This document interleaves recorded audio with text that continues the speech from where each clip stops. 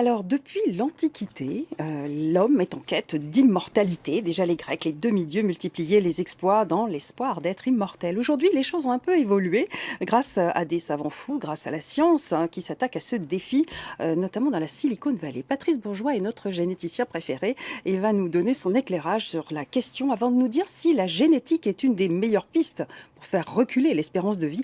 Alors, regardons ce sujet avec un rat qui vit très très très longtemps. Regardez. Chacun son tour, attention.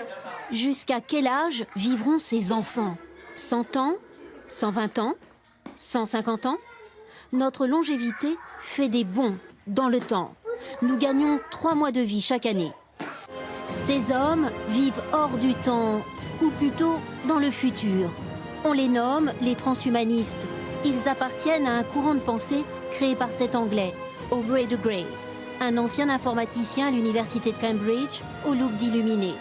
Les transhumanistes sont persuadés que l'homme, dans un avenir proche, va repousser son espérance de vie à l'infini. On va pouvoir modifier notre nature humaine, modifier la nature biologique de l'homme, modifier notre cerveau, modifier notre ADN. Nous allons bricoler le vivant à l'infini. En tout cas, nous en avons la possibilité technique. Face à cette possibilité extraordinaire, deux courants politiques sont en train de se structurer. Les transhumanistes qui considèrent que nous avons le droit de modifier notre humanité, notre nature biologique, et puis les bioconservateurs qui considèrent que nous n'avons pas le droit de nous modifier. Quelles sont les pistes? Cet auteur à succès, cardiologue, nutritionniste, s'intéresse à la prévention du vieillissement depuis 25 ans. Et il travaille sur un rat doté d'une longévité inconnue jusqu'ici. En Afrique, il existe un rat extraordinaire. Il s'appelle le rat taupenu. C'est un rat qui vit 30 ans, c'est l'équivalent de 600 ans pour un homme, parce qu'habituellement, ce type d'animal vit à peu près 2-3 ans. Il développe jamais de cancer, jamais de maladie cardiovasculaire ou neurodégénérative. Il vit 30 ans, soit 600 ans pour un homme en parfaite santé. Donc, en partant de ces modèles qu'on commence à étudier, on va comprendre les clés de la longévité et faire des pas de géant. Mourir avant 120 ans serait même considéré comme prématuré. Les transhumanistes ont d'ores et déjà gagné la partie, car qui pourrait renoncer à vivre à l'infini et en bonne santé? Évidemment, personne. Patrice Bourgeois, il fait la moue. Alors, on bricole le vivant, hein. Vous êtes des généticiens capables de faire ça? Et oui, on bricole le vivant depuis une quinzaine d'années maintenant. En fait, ce que disait Laurent Alexandre, qu'on a vu dans le reportage, là, dans une conférence, c'est qu'en fait, pendant les années 2000, 90-2000, on a appris à manipuler un peu comme une sorte de répétition, en fait, des briques élémentaires. Et puis, il y a une convergence qui s'est opérée depuis quelques années. Et maintenant, on construit des choses et on est capable de bricoler. On bricole le vivant. Alors, on est passé de la médecine, du soin à celle de la réparation. On parle maintenant d'augmentation. Un homme augmenté, ce serait quoi? Parce qu'on tend vers ça. Alors, ça existe déjà. Par exemple, pour la rétine, dans l'ophtalmologie, on implante des implants électroniques artificiels dans la rétine qui sont susceptibles de capter les rayons lumineux comme nos cellules visuelles habituelles. Voilà. Et ça existe déjà. Donc ça, c'est une augmentation. C'est une augmentation de nos capacités. Ouais. On a vu une main artificielle. Tout à fait. Il y a aussi des cœurs artificiels qui commencent à être faits maintenant. Et en plus, maintenant, on peut imaginer reconstituer dans une boîte, dans un tube à essai, on peut imaginer reconstituer un organe entier parce qu'on sait contrôler le développement des cellules et leur différenciation. Et donc, virtuellement, on peut réparer à peu près tout. Tout de notre corps, importer dans notre corps des dispositifs pour améliorer nos performances. C'est ça, l'homme augmenté. Alors, que pensez-vous, Patrice Bourgeois, vous, en tant que généticien, de cette théorie des transhumanistes qui disent que les vêtements ont fait disparaître les poils de l'homme, la nourriture cuite a modifié notre dentition. Il n'y a pas de raison de s'arrêter là. Vous en pensez quoi? Alors, je ne sais pas si c'est les vêtements qui ont modifié la pilosité humaine, hein, oui. Parce que dans l'évolution, on a quand même des espèces qui étaient vêtues et qui étaient encore couvertes de poils, je crois, Néandertal et tout ça, non? On vérifiera. Je ne suis pas très spécialiste de ça, mais oui. Comme ça, là, ça ne me parle pas exactement. Alors, l'homme, jusqu'à 100 ans, peut vivre.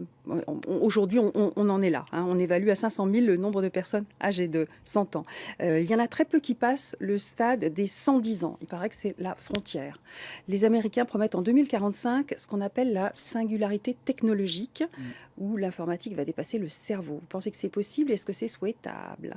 Alors, c'était une couverture du Time Magazine, en effet, qui montrait que les capacités informatiques ne cessaient de croître de manière exponentielle depuis le début de l'invention des ordinateurs. Et effectivement, maintenant, on prédit qu'en 2023, d'abord, l'ordinateur sera aussi puissant qu'un cerveau humain. Et en 2045, ce qu'on appelle la singularité, sur laquelle il y a une université entière qui s'est bâtie dans la Silicon Valley. En 2045, donc, cette singularité, elle dit que la puce informatique qu'on mettra au point à cette date vaudra l'équivalent des cerveaux de toute l'humanité. Donc on a eu du mal à se représenter évidemment ce que ça signifie. J'y crois. Je pense que ça arrive effectivement. En 2018, on annonce déjà une puce qui va être capable d'effectuer 1 milliard d'opérations par seconde. Donc déjà, ça dépasse nos capacités, ça dépasse notre capacité de compréhension finalement. L'intelligence artificielle, elle est là. L'intelligence artificielle qui fait des progrès considérables aussi et sur laquelle on n'arrête pas d'avancer. Ouais. Alors il y a un problème d'éthique qui va se poser. Évidemment, il y a beaucoup de problèmes éthiques à cette histoire de modifier le vivant, d'autant plus que, comme on en avait déjà parlé dans quelques chroniques dans cette émission, maintenant on est capable d'aller modifier le patrimoine génétique au cœur des cellules. Donc il y a deux courants qui semblent se dessiner. Il y a ceux qui sont partisans de le faire absolument puisqu'on peut le faire. Et puis il y a ceux qui se disent, avant de faire n'importe quoi, essayons de réfléchir un petit peu et de construire des garde-fous. Moi, personnellement, je pense que c'est très important que la société, le public, s'approprie ces questions pour y réfléchir et exerce une certaine forme de contrôle sur ce que peuvent faire les scientifiques. Sinon, on va vers l'eugénisme, tout droit. C'est la dérive, évidemment, du courant post-humanisme et transhumaniste, qui est toujours pas très loin de l'eugénisme, en effet. La transhumanité. Donc, il y a beaucoup de scientifiques qui s'y intéressent. On apprend ce matin dans les journaux que Luc Ferry, le fameux philosophe, sort un livre aujourd'hui sur cette question. Donc voilà, un dossier à suivre. À suivre, oui. Alors, je me demande, moi, juste si, au lieu d'essayer d'améliorer toujours les capacités biologiques de l'homme, il ne faudrait pas un peu s'intéresser à nos capacités, à notre psychisme et élever un peu le niveau de morale, peut-être. Ça serait déjà peut-être plus souhaitable que d'améliorer nos capacités biologiques. Vivre 500 ans dans un mauvais état d'esprit, je ne sais pas si c'est très souhaitable. N'est-ce pas, Isabelle? Eh oui, si je dois vivre 500 ans en étant stressé, par exemple, ou en étant angoissé, quelle horreur. Il faudrait mieux permettre à chacun d'entre nous de s'occuper de notre psychisme, de notre état psychique, de vivre serein, de trouver des solutions pour vivre serein. Ne vaut-il pas mieux vivre 90 ans serein que 500 stressés? Bon, moi, je fais mon choix tout de suite. Oui, apparemment. Donc la vie, pas à tout prix.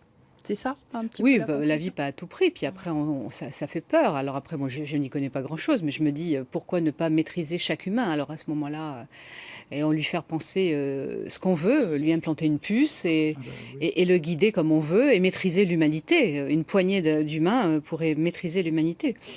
Enfin, je sais pas. Question. Voilà. Alors nous allons vers le dossier qui nous intéresse aujourd'hui. Merci d'être là aujourd'hui, Isabelle Delmas, on est ravis de vous revoir. Et moi donc